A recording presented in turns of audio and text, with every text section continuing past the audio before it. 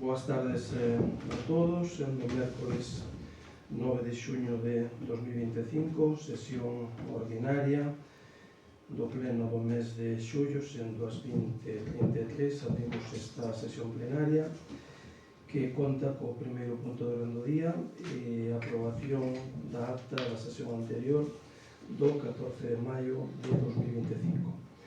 Ante este punto ten a palabra o portavoz de Veciños, Iván Eiris Castro. Boas tardes a todos e a todas. Con respecto a este primeiro punto, o noso grupo non ten nada que engadir, por tanto vai a votar favorablemente. Moitas grazas. Ten a palabra o portavoz do Grupo Municipal do Partido Popular, señor Iglesias Gómez. Boas tardes, nós tamén imos a votar a favor. Moi ben, pois procedemos, por lo tanto, a votación deste punto. Votos a favor. Apróbase por unanimidade. Estamos entes Marta e Fernando Moi. Moi ben, pasamos, por lo tanto, ao punto número 2 do orden do día, que é expediente adicional 2/2025, segunda fase, solicitude para participar neste plan.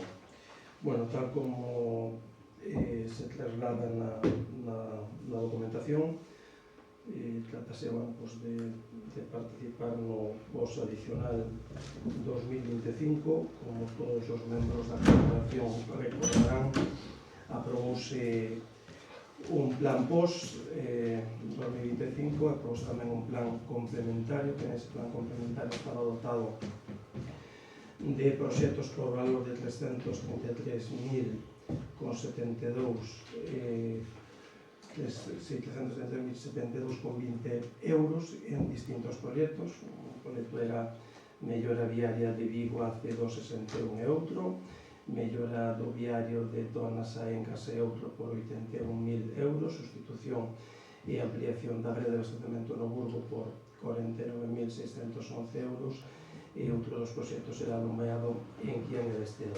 Isto foi a primeira planificación que fixemos para participar no POS complementario. Aprobamos proxectos por 333.000, pero a nova circular que ven da Diputación, esta cantidad hai que minorala, hai que reducila a un total de 240.566,50, salvo que teiramos cofinanciarnos esta parte. Por lo tanto, este punto que se trate de axustar os proxectos que teñemos presentados a cantidade resultante que ven da circular da Diputación do 2025. Por lo tanto, hai que axustalo a proxectos por valor de 240.566 euros. Así o facemos por neste punto e mantéñense unha serie de... Por manteríanse todos os proxectos, vale? Porque para mirar esas cantidades rescatamos daqui a sustitución e ampliación da rede de abastecemento do Burgo, que son 49.611 euros, que este proxecto vai ser financiado pola Xunta de Galicia a través de Aguas de Galicia. Por lo tanto, os proxectos que foron aprobados nese pleno do POS vanse manter todos, pero van beber de distintas fontes de subvención. Por lo tanto, este que eliminamos para minorar esa cantidade que hai que minorar, sustitución e ampliación da rede de abastecemento no Burgo, vai ser financiar pola Xunta de Galicia. Estamos pendientes de que nos chegue xa a resolución, e despois reaxustamos outro dos proxectos que é do mellora do viario Donas e Encas. Desa cantidade dos 81.576, que foi o proxecto aprobado no seu momento por esta corporación, vamos a minoralo a cantidade de 38.682,22, e as obras restantes que estaban nese proxecto de 81.000 vamos a financiar con un proxecto da Xunta de Galicia de Medio Rural. Por lo tanto, minoramos de 333.000, que é o que temos aprobado, a 240.000, que é o que nos manda a circular da Diputación, pero o resto das obras van estar financiadas con outros fondos, e, por lo tanto, van ser a executar todas esas obras.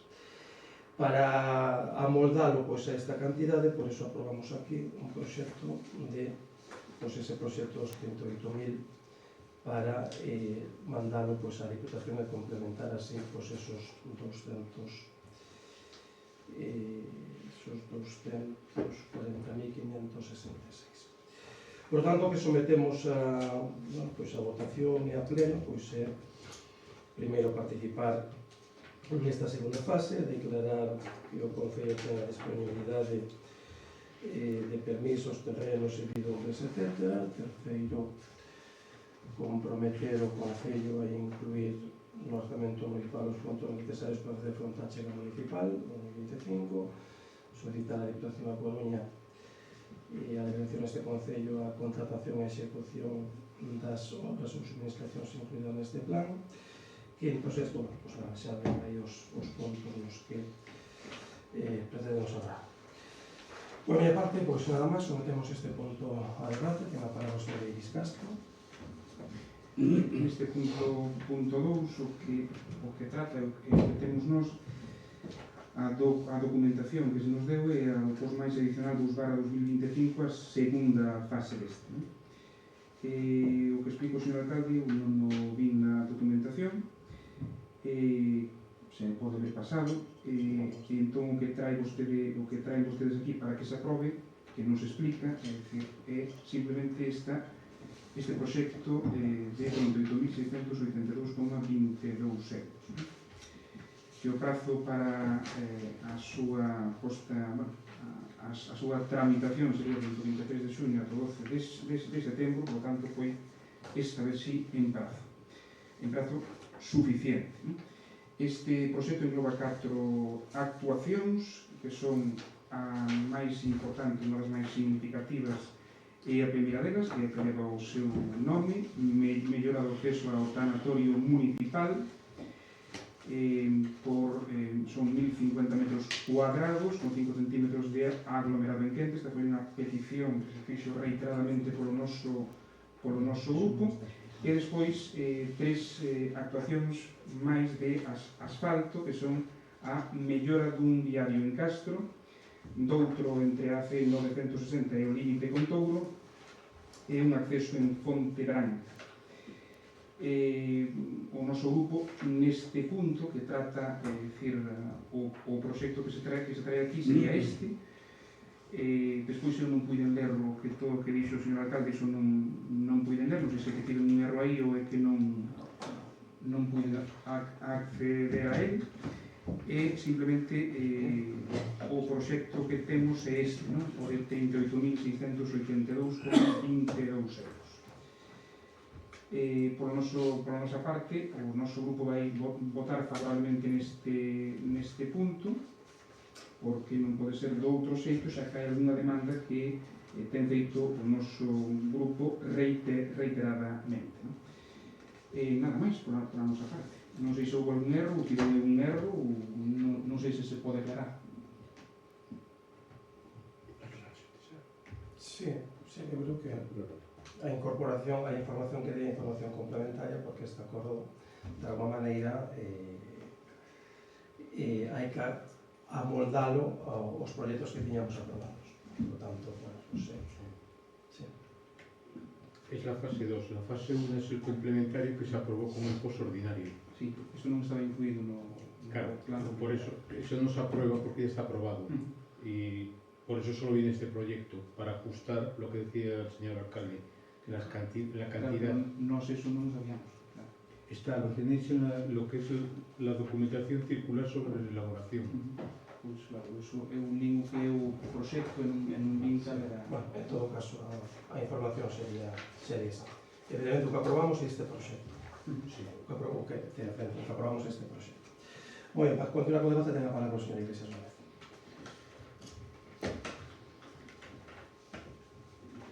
Bueno, pues, pouco máis que engadir, xa está explicado, é dicir, do pos inicial complementario, digamos que desaparecen dos proxectos que van a ser financiados pola Xunta de Galicia, e para axustar o complementario inicial a cantidade que definitivamente nos dou a Diputación, esos 240.000 euros, incluíese esta actuación. Moi ben. Non sei se quere preguntar algo máis iso, ou se... Non, é dicir, polo que acabo de entender disto, é dicir, o plan complementario ou dous proxectos que tiveron de darse de baixa, pero non de baixa, senón que financia en vez de Diputación a Xunta de Galicia. Entón, está. Mantéñense todas as obras. 733 millóns. Todos que un sácase e o outro rectificación unha parte para conseguir acertar aos proxectos que temos. Pero todas as obras se manteñen, tal? Sí. Con distintas fontes de financiamento. Vale, unha das que estaban aí, que era o saneamento a ampliación da rede de agua do Burgo, e esa vai se financiar a través de Aguas de Galicia, que en breve Quitamos as obras secas, que eso vai se financiar con un pie. Entonces, así, eso estamos nos importes para que entre todos os 330 millóns, entren igual todo. Esos casi 10 millóns que hai que minorar do proxecto inicial do post complementario que presentamos, para xustarnos o que nos dan de subvención a Diputación, esos 90.000 xa lle buscamos encaixe a través de dous programas, un de medio rural e outro de Aguas de Galicia. As actuacións van a facer todas as que foron aprobadas no pleno onde aprobamos o post, pero simplemente ora como hai que restar máis de 90.000 euros, por iso hai que axustar este proxecto que aprobamos hoxe dos 180.000. Vale. Moi ben, pois pasamos entón a votación deste punto, votos a favor, votase por unanimidade. Pasamos ao punto número 3, que é o reglamento interno do uso do tanatorio municipal, modificación do anexo 1, que é a actualización das tarifas dos servicios prestados no tanatorio municipal. Bueno, tal como conta na documentación trasladada a todos os membros da corporación, conta un documento con unha serie de antecedentes, o anexo 1 das tarifas dos servicios prestados no tanatorio municipal, e a proposta de acordo é aprobar os prezos das tarifas dos servicios prestados no tanatorio municipal coa proposta presentada pola empresa funeraria Casa Blanca S.D., concesionaria do uso privativo do dominio público para a explotación do tanatorio velatorio municipal situado no baixo do local social de Campo Rapado. As tarifas correspondentes son as que aparecen especificadas. Uso da sala velatorio 24 horas 580 euros, horas a partir das 24 horas 10 euros por hora, sala de preparación 125 euros, servicio de neveira 10 euros, e persoal de asistencia velatorio 160 euros. Velatorio e estas tarifas aplicarás o 21% do IBE. Notificarlle o punto número 2, acordar estas tarifas, notificarlle a empresa, terceiro español público, e aplicalo no momento que entre en vigor. Para o debate deste punto ten a palabra o señor Iris Castro.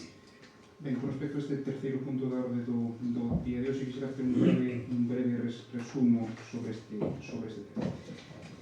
No ano 2013 asinouse o contrato por 20 anos de adxudicación do tanatorio municipal a funeraria Casa Blanca. O contrato, por tanto, finaliza no ano 2033. O canon anual fixouse naquel intre en 3.200 euros, revisándose anualmente en función ao IPC. No 2014 apróbase o regulamento interno no que consta este anexo 1. No regulamento interno dice que o concesionario terá liberdade para o establecimento dos prezos das actividades que preste. Entón, unha cuestión é por que ten que aprobarse ou non no pleno, porque na práctica, ainda que se aprobe ou non, se o concesionario ten liberdade para o establecemento desas taxas, en que repercute isto? Neste ano 2025, cal foi o canon que a empresa entregou ao noso Concello, e quixera facer unha breve alusión ao uso da sala velatorio de 24 horas, que é, digamos, o mínimo, son 570 euros. Nunha cidade próxima son 502 euros día. noutra 594 euros día, todos en IBE. E nun pobo similar ao noso, 495 euros día. Só ese primeiro punto de uso de sala velorio 24 horas. Por tanto, dentro do noso grupo creemos que son un montante bastante desorbitado ou alto para, digamos, a extensión do tanatorio, etc. En consecuencia, o noso voto neste punto vai ser negativo. E quixera que me precisasen iso, é dicir, se o concesionario ten liberdade para o establecemento dos prezos que presta, se o Concello non aproba eses prezos ou esas taxas na práctica, que supón iso, e cal foi o canon que entregou neste ano 2025 a empresa ao Concello. Nada máis e moitas gracias. Moi ben, moitas gracias. Para continuar o debate, defender a posición do Grupo Popular, ten a palabra o señor Iglesias. Moi ben, pois, como se fixo na lectura da proposta, o que traemos é a actualización das tarifas do uso dos servizos prestados no tanatorio municipal, que son as que aparecen aí. Nós non imos entrar a debatir se son máis caras ou menos caras que outros concellos, é dicir, aquí o que se está debatindo é un servicio. O servicio, pois, é igual que se dé en Campo Rapado, que se dé nunha cidade máis próxima, nun pobo máis próximo, máis pequeno ou máis grande que Boqueixón. Eu creo que é o tamaño dos pueblos e das cidades, creo que non debe incidir no precio, e os precios que vostede dixo pois son similares, entonces non vamos a debatir esa cuestión.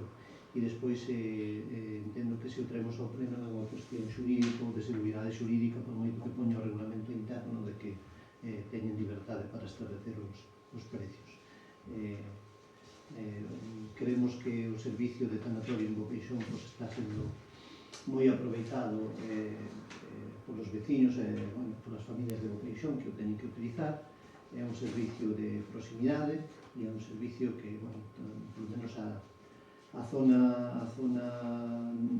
de referente dese tanatorio, as parroquias de referencia sí que o están usando. Entonces, o noso voto neste caso vai ser favorable.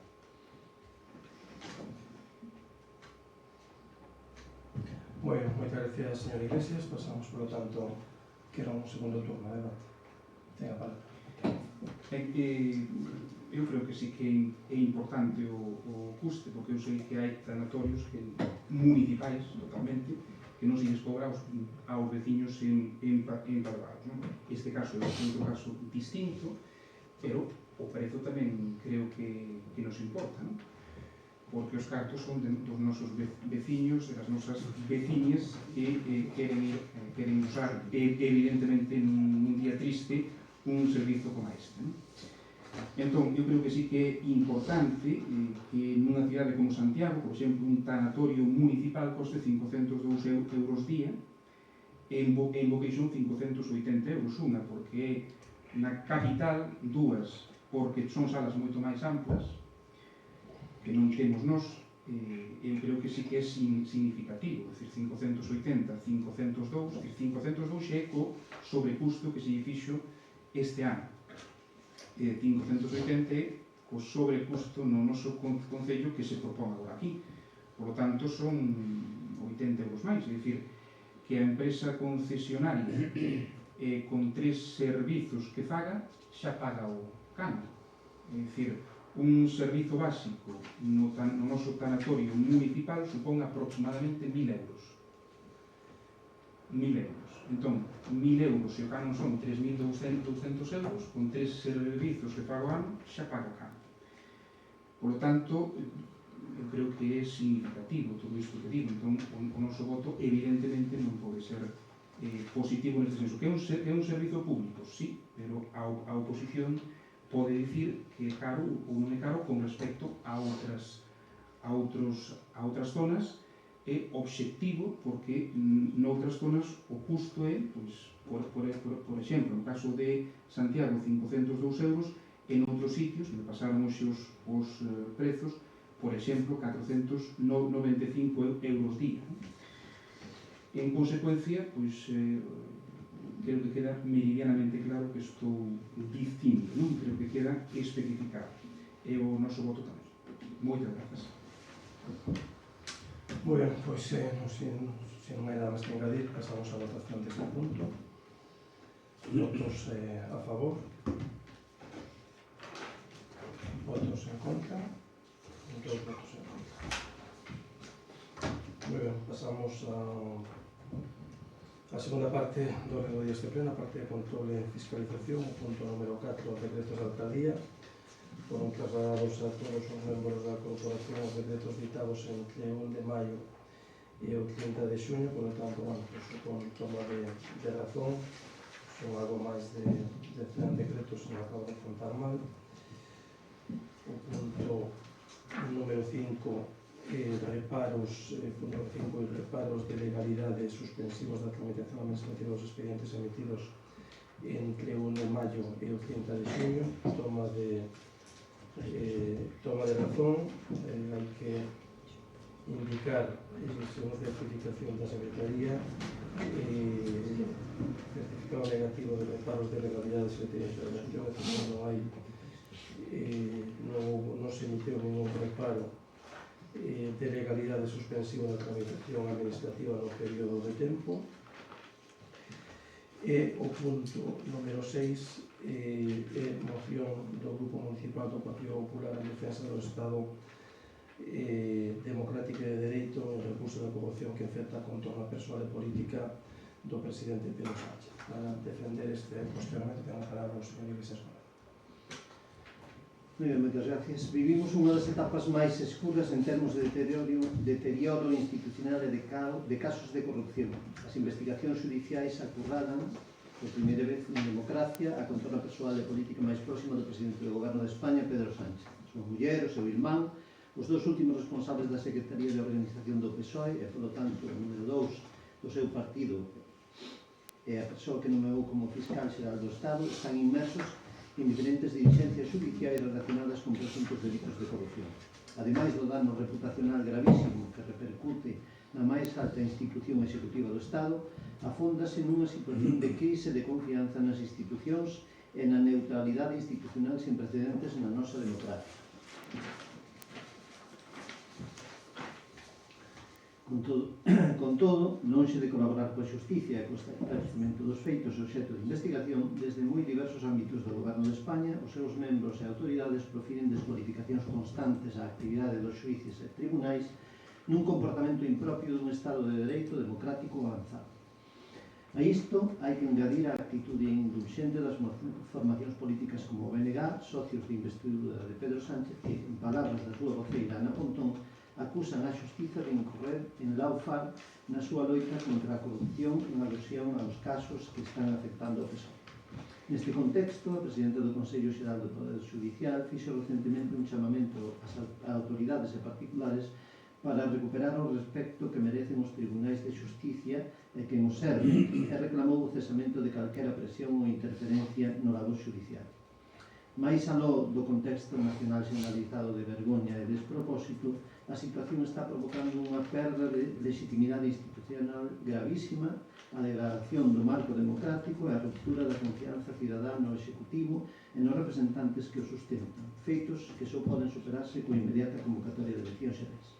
Con todo, as recentes declaracións de Pedro Sánchez, ademais dun tufo ditatorial, ofrecen unha mensaxe desoladora. Admite que non adianta as eleccións porque o povo non está con ele. Nun xeito implícito recoñece que ten secuestrada a vontade cidadá co único obxectivo de impedir a alternativa de goberno. Nunca antes un presidente afirmou algo parecido, consciente de que se trata dunha actitude de extrema gravidade nun país democrático como a noso. Esta corporación, facéndose eco da vontade e a opinión da inmensa maioría da cidadanía que representa, non pode permanecer en silencio ante esta situación que exixe un pronunciamento firme en contra da corrupción, das acusacións e presións realizadas fronte á xustiza e aos xornalistas e en apoio da súa independencia. É polo que o Grupo Municipal do Partido Popular de Boqueixo leva ao pleno a seguinte proposta de acordo. amosar o seu rexeitamento expreso á corrupción instalada no seno do PSOE, no goberno de España e na contorna persoal e política máis próxima ao presidente Pedro Sánchez. Condenar as acusacións realizadas polos membros do goberno de España e os seus socios, atacando a xustiza e xornalistas que están destapando as tramas de corrupción que rodean a Pedro Sánchez. Exixir ao goberno de España a inmediata depuración de responsabilidades políticas derivadas dos casos de corrupción coñecidos nas últimas datas e solicitar dos seus socios nas distintas institucións a revisión dos acordos de goberno ou apoio político.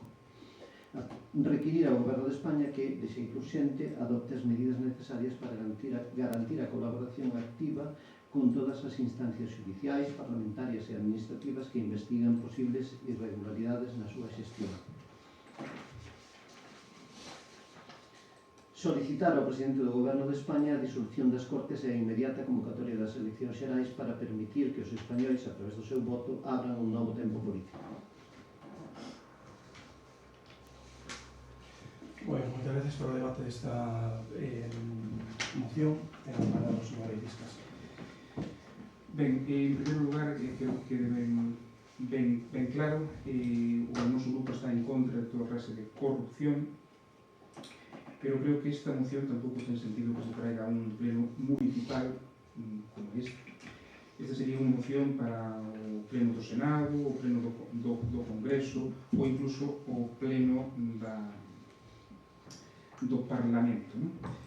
Pero eu penso que influencia directa nos nosos veciños e veciñas pois non ten, non? Todo caso de corrupción impacta indirectamente, pero directamente en tante sonante eu creo que non ten significación directa nos nosos conveciños e conveciñas. Se analizamos en profundidade a moción que vostedes traen, é unha moción tipo que entendo que se presenta en todos os concellos. Vostedes titúlena como moción e repulsa da corrupción que afecta a contorna persoal e política de Pedro Sánchez. Seguen dicindo vostedes na exposición ou no corpo que vivimos nunha das etapas máis escuras en deterioro de casos de corrupción. Bueno, pode ser, pero ainda non hai unha sentencia firme, non? Cousa que si houve na anterior etapa de Mariano Rajoy. Familiares, secretarios de organización, fiscal xeral están inmersos en dilixencias judiciais relacionadas, como din vostedes, con presuntos delitos de corrupción. Falan vostedes tamén de dano reputacional grave, crise de confianza, isto xa non é de agora, isto xa ven de anos previos, non? Profiren din vostedes que profiren descalificacións á actividade dos xuíces e tribunais o que é impropio dun Estado. Eso eu creo que en todos os partidos houve xente que emitiu xuizos, non? É dicir, podes estar de acordo ou non coas sentenzas, que non hai neste ínter, pero hai que respectalas. E despois vostedes falan nesta mesma moción da actitude indulxente de Ana Pontón, pero tampouco falan da actitude indulxente que pode ter o PNV, Junts, Coalición Canaria e das súas posicións. Quizáis porque Junts ten algún interese máis co Partido Popular. Seguen dicindo vostedes que a presidenta do Consello Xeral do Poder Judicial pediu respecto e o cesamento de calquera presión ou interferencia no seu ámbito, cousa que é lógica.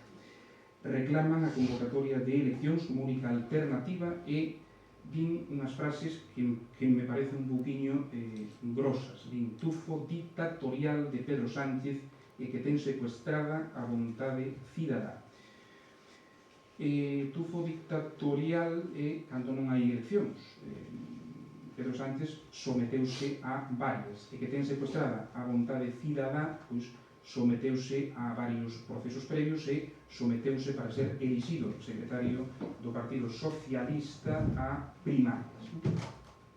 Por lo tanto, de tufo dictatorial de Pedro Sánchez, eu creo que habería que dicilo de Franco. Pronunciamento firme en contra da corrupción, das acusacións e presións á xustiza e aos xornalistas en apoio da súa independencia. Aí os xornalistas hai que case entrecomillado, porque hai algúns deles que non se lles pode, entendo eu, cualificar como tal. E isto veuse nos plenos congresuais destos días. Vostedes nas propostas que traen, a primeira proposta é rexeimento expreso a corrupción instalada no seno do PSOE, no goberno de España, en a contorna persoal e política de Sánchez. Non hai, como dixen antes, ninguna sentencia firme que demostre iso, pode habela, pero no seno do PSOE pode habelo, no goberno de España non hai ningún ministro actual imputado, e na contorna persoal e política de Sánchez pode ser. Hai resolucións, como lle dicía antes, a cuestión é, neste senso, hai resolucións judiciais condenatorias ou procesos judiciais que aínda están en fase de instrucción, pois é esta última. Por lo tanto, o de corrupción é, en todo caso, presunta. Punto 2. Condenar as acusacións de membros do goberno e os seus socios contra a xustiza e os xornalistas. Hai que condenar toda, evidentemente, toda injustiza en todos os ámbitos, non só contra os xuíces e contra os xornalistas que realmente o son. E cando se di iso hai que cuestionarse que acusacións, concretamente, que membros deste fixeron esas acusacións. E hai que preguntarse tamén, a xustiza e os xornalistas sempre teñen veracidade? Non se pode, por tanto, discrepar nun estado democrático? Non se pode opinar distinto sempre acatando as sentenzas? Ben, cuestión 3, din vostedes, exixir responsabilidades políticas ao goberno e solicitar aos seus socios a revisión dos acordos que teñen con este. Eu creo que os responsables, polo que estou vendo, polo que coñezo externamente, os responsables dos casos de corrupción coñecidos foron apartados dos seus cargos, cousa que outras veces non se ten feito. Vostedes din que hai que solicitar aos seus socios a revisión dos acordos. Non sei se saben vostedes, están non revisando eses acordos. Pode ser que estén. Cuarto punto, requerir a colaboración do goberno coas investigacións en curso. Iso quere dicir que, segundo vostedes, non está colaborando suficiente, nada, mínimamente. E o quinto punto que vostedes din é solicitar ao presidente a convocatoria de eleccións. Bueno, podías solicitar eu, podemos solicitar a todos os concellos, pero é unha competencia exclusiva e así é a Constitución do presidente. Por lo tanto, calquera caso de corrupción é deleznable, reprochable, reprobable, e todo o que se poida dicir é pouco. Pero sentencia judicial firme neste caso non hai casos graves, moi graves, supostamente graves, coa presunción de inocencia que ten que haber en todos os casos, pero cando se demostre que isto ten unha base e que, polo tanto, é unha sentencia firme, pois poderían, daqui non ten muita lógica que se trate isto nun pleno, poderíase traer a pleno e condenar todo isto como ten que ser. Por lo tanto, o noso voto neste punto non pode ser afirmativo, porque así como se trae esta cuestión a este pleno non se trouxo o de outras cuestións, de outros casos de corrupción, e tampouco temos unha sentencia firme que respalde todo isto.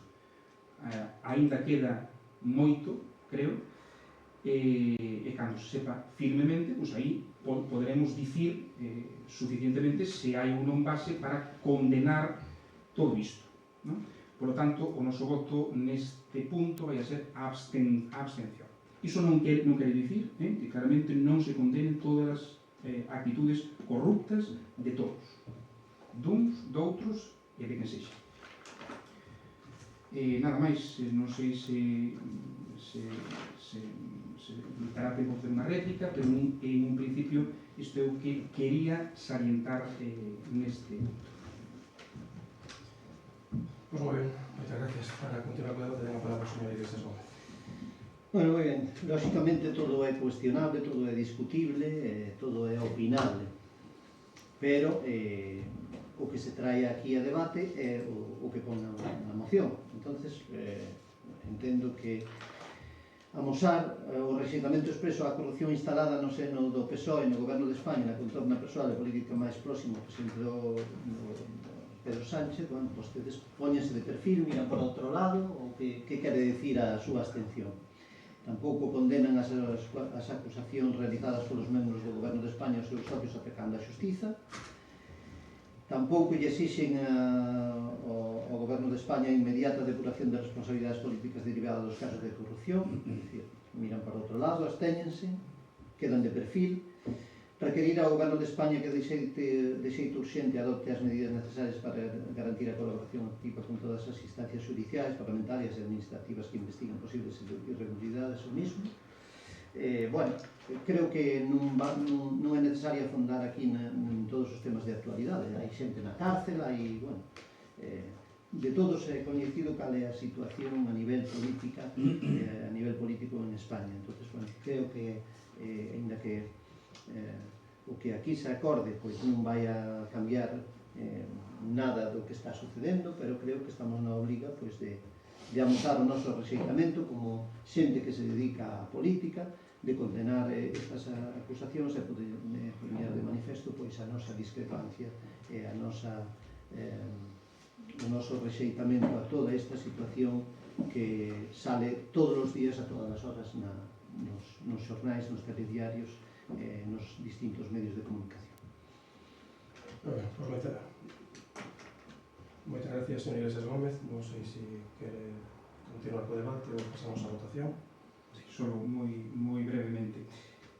Ben, vostede di que traen esta moción aquí sobre ese tema, xa?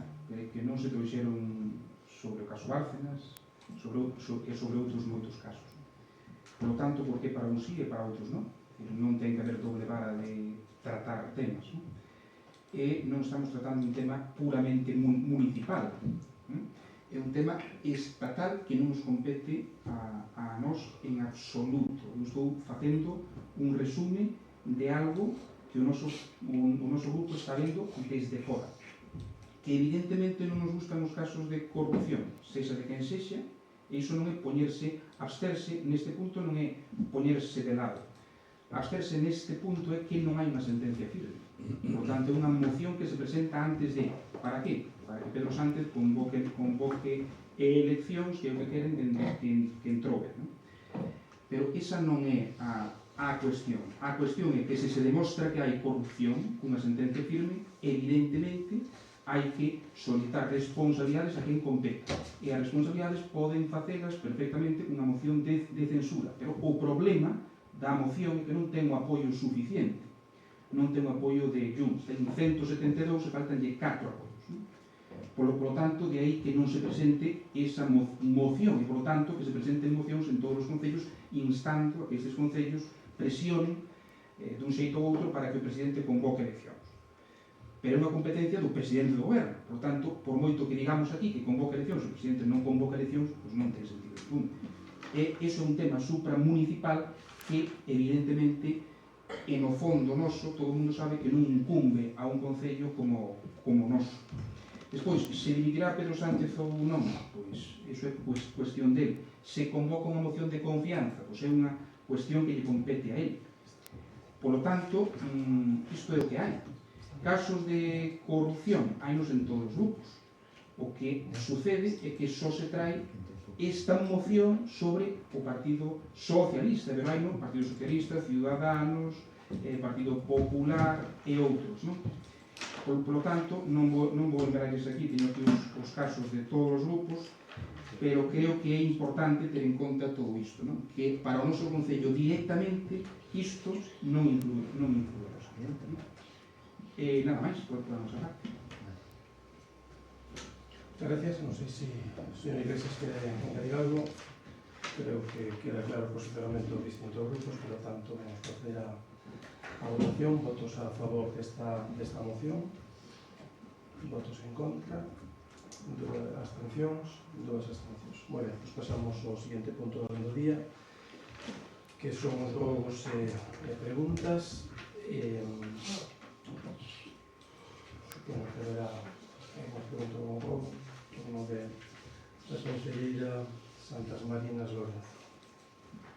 Boas noites. Bueno, as miñas preguntas fago as todas seguidas Sí, que contestas. casi mellor. Para cando unha xuntanza do Padroado da Fundación Pedro Pérez para falar das becas, en relación á senda do pico que baixa polo Pico Sacro, sobre todo desde onde empeza o camiño dos peregrinos, está en moi mal estado, obrigándoos a camiñar pola pista, o que o fai moi perigoso. Arranxaronse os desperfectos que había no local social del Estedo. Hai uns meses había unha ventana rota e tamén me comentaron que había un baño que non funcionaba. Non sei se está solucionado. Despois, o Centro de Interpretación do Pico Sacro remata aproximamente a súa concesión. Teñen pensado facer algunha xestión ao respecto? E despois, para finalizar, na senda que se está facendo en Cusanca, unha veciña puxose en contacto con nós tras o comenzo das obras da mesma. Parece ser que lle deixan os desagües para a súa finca. Tras protestar, creo que se xuntou con alguén de vos, tapáronse con pedras para posteriormente tapalo con hormigón, pero o lunes estaban destapados, volvían a estar destapados. Non sei se posteriormente os van a volver a tapar, que se vai a facer con eso. Tamén nos pregunta por que se cambiou ata en 3 ocasións o trazado, e vai por un lado, despois polo outro, finalmente vai polo primeiro.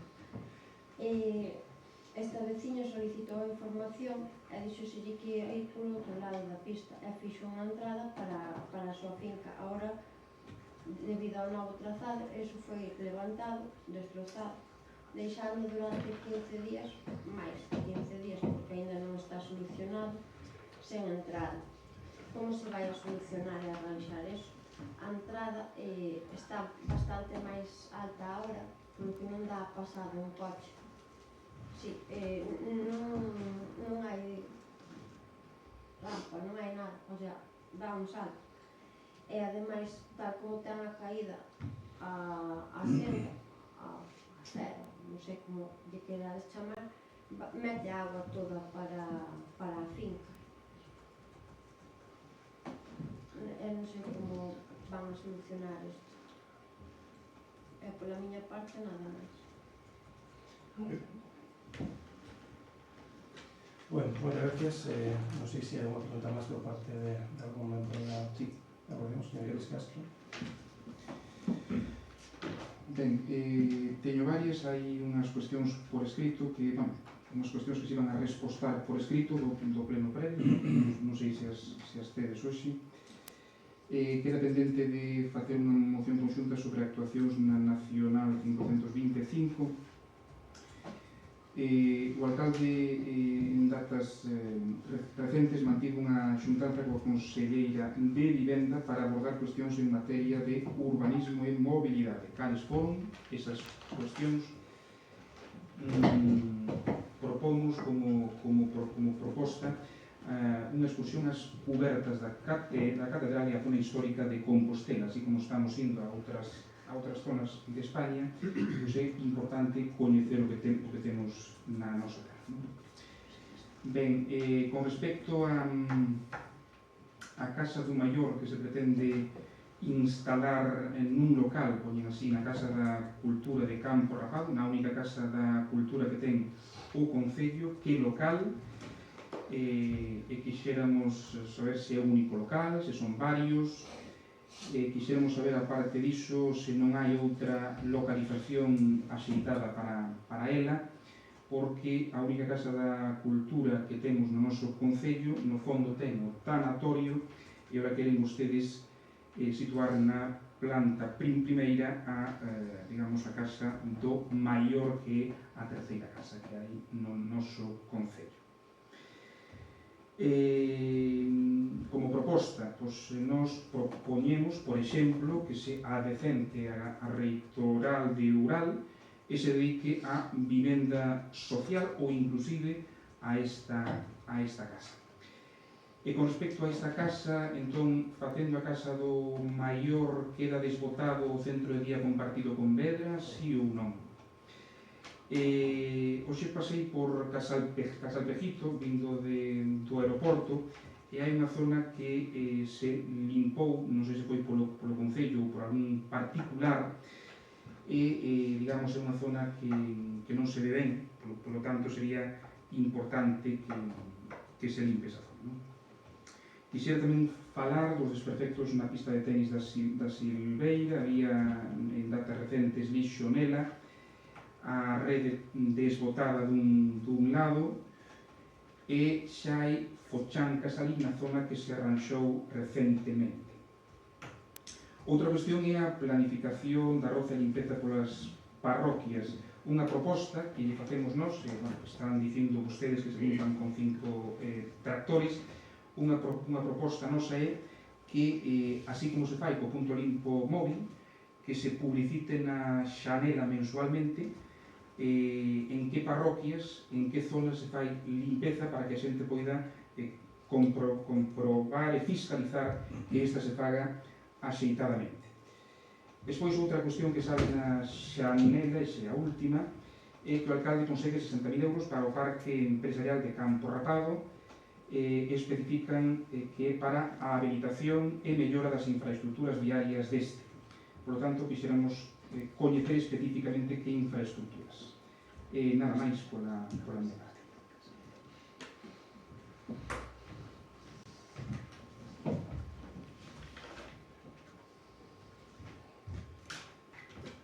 Bueno, pues moitas gracias, que os apuntei todas, e se nos apuntei, pues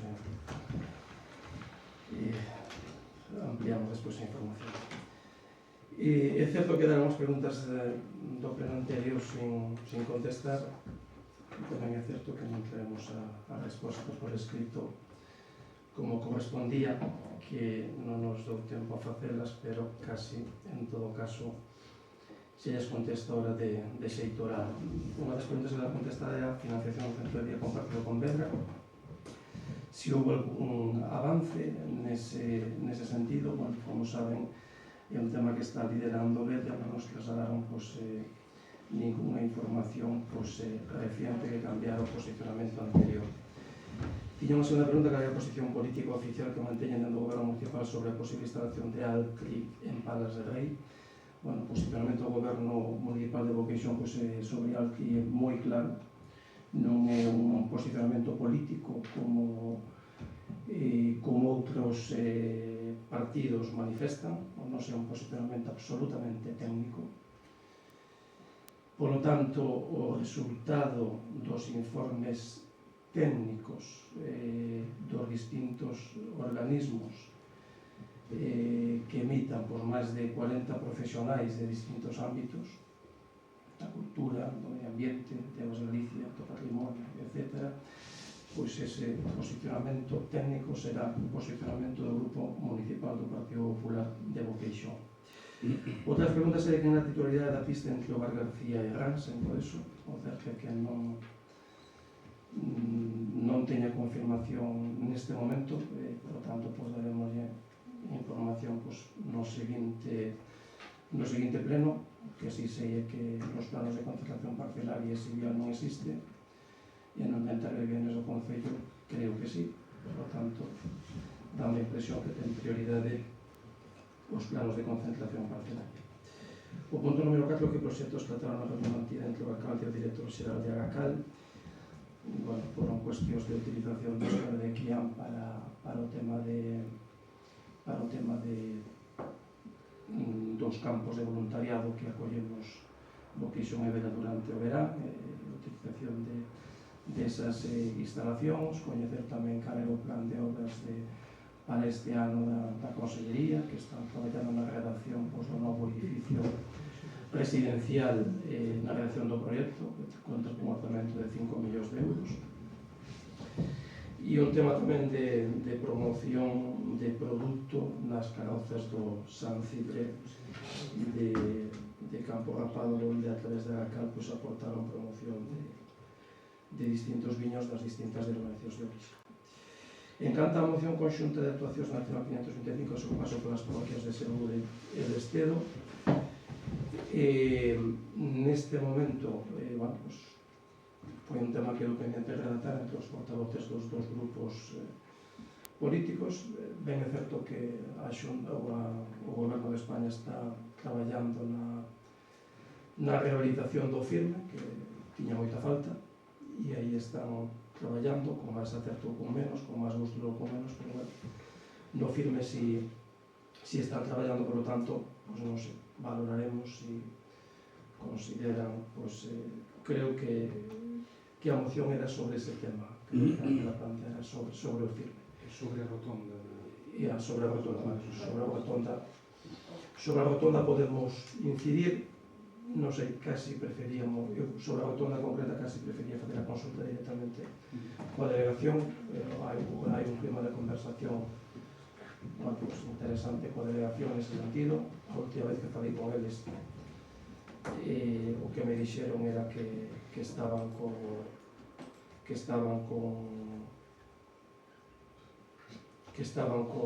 tema,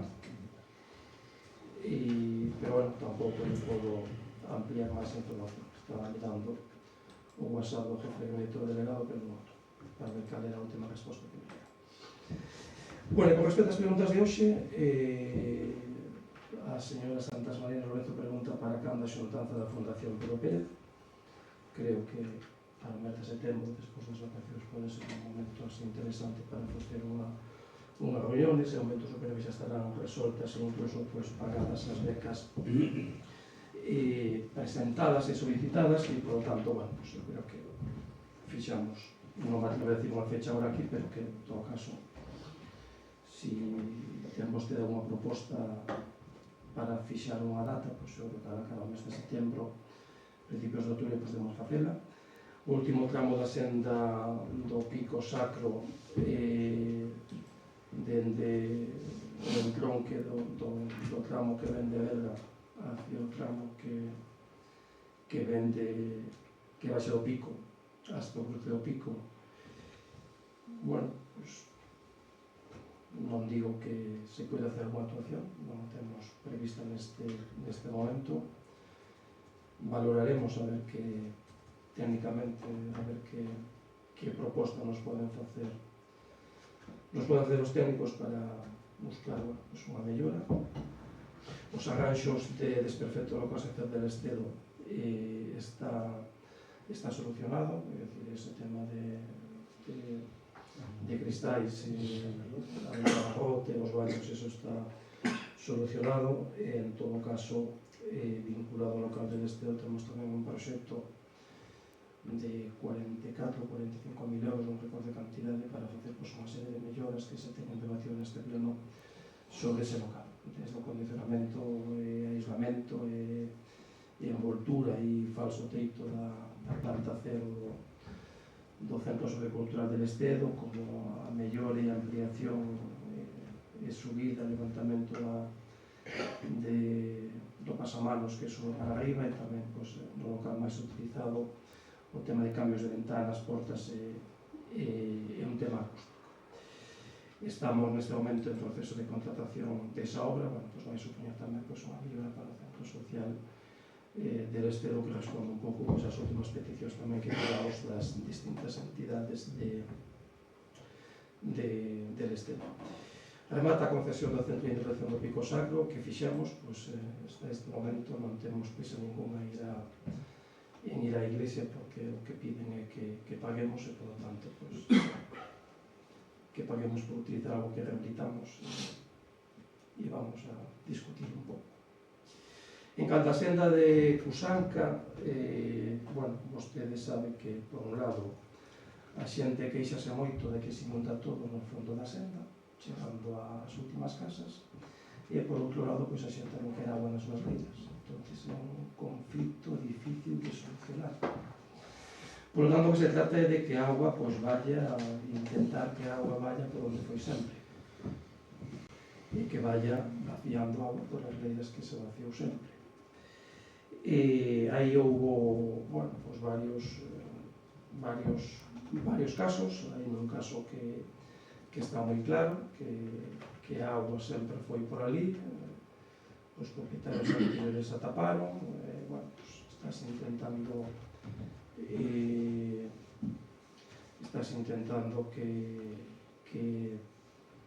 intentar resolverlo do mellor xeito posible para evitar pois, as inundacións que se producen a la foto. Por lo tanto, a agua nos sitios que foi terá que seguir indo e nos sitios que nunca foi, pois non vai ir. Vale. Con respecto á veciña del Estedo que decía vostede que se variou o trazado, que unha veciña del Estedo fixo unha entrada para a súa finca e que agora pois, foi levantada ou desplazada, etc.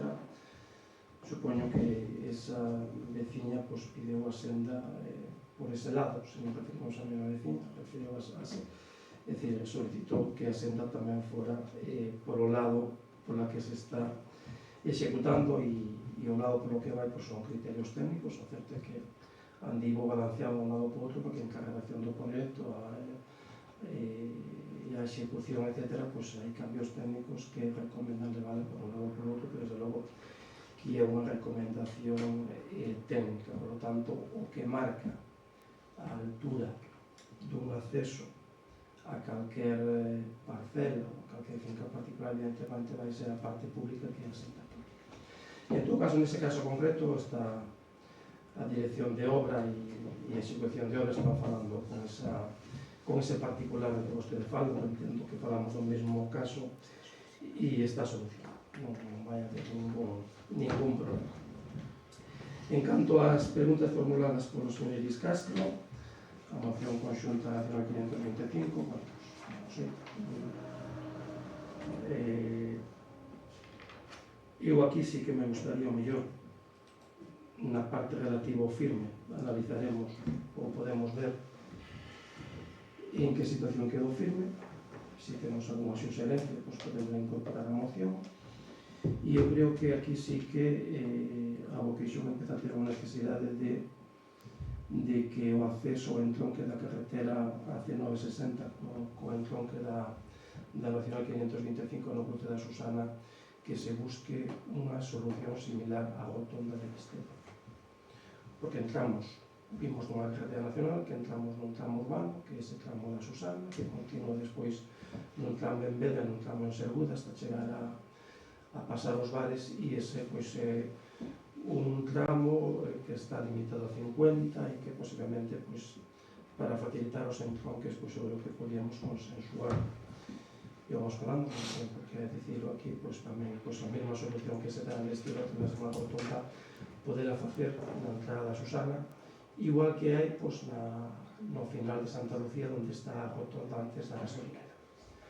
Por tanto, creo que non pedimos unha cousa que non exista nestas carreteras, que xa existe, por lo tanto, eu creo que melloraría enormemente a seguridade e melloraría enormemente tamén pois, o tránsito desta nosa carretera. Mantiven unha reunión coa Conselleira de Infraestructuras e de Vivenda, unha reunión pois, eu creo que é moi productiva. Tampouco me gustaría anticipar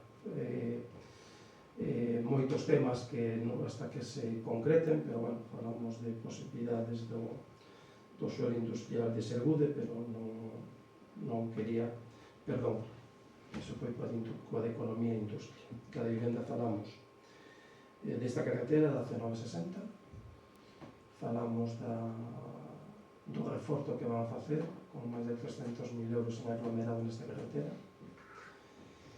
Preferiríamos que fora executado neste verán, pero neste verán non pode ser, por lo tanto, entra no plan de obras do ano 26.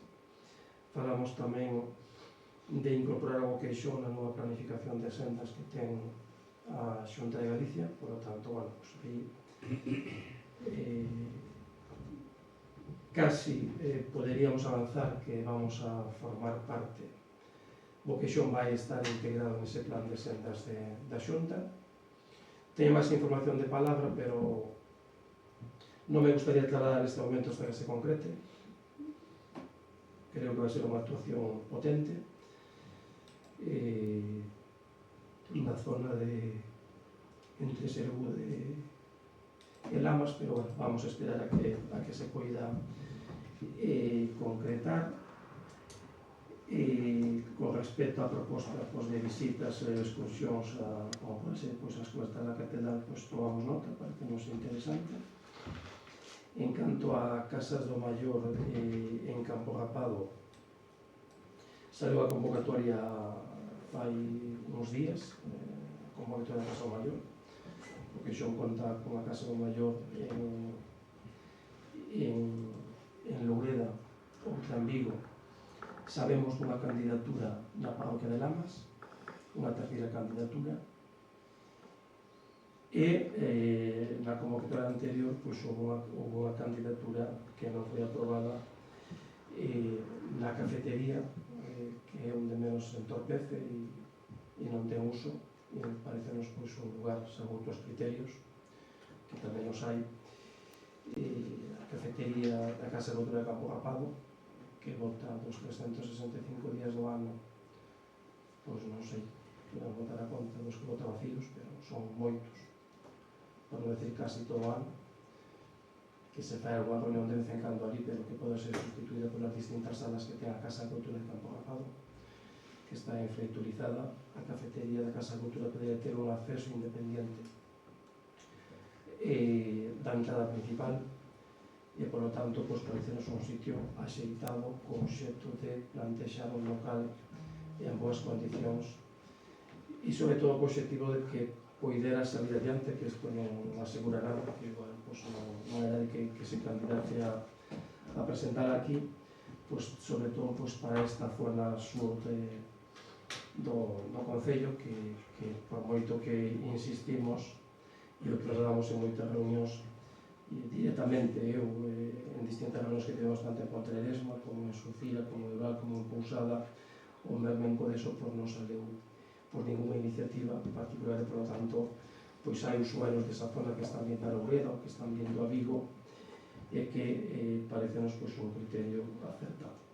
Evidentemente hai outros, e se hai outro sitio que vostedes consideren que pode ser mellor, nós estamos dispostos a escoitalo.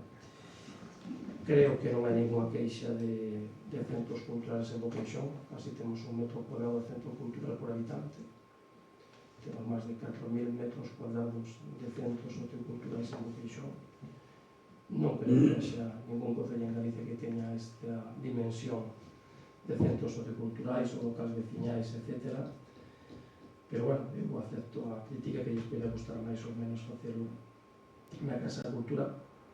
Esta candidatura non acredita nada, posiblemente, oxalá, pero posiblemente se quede en nada. Vostedes propoñían facelo tamén na Casa Rectoral de Ural, para facer a Casa Rectoral de Ural tanto para este fin de Casa do Maior ou para outro fin distinto que poida ser vivenda social.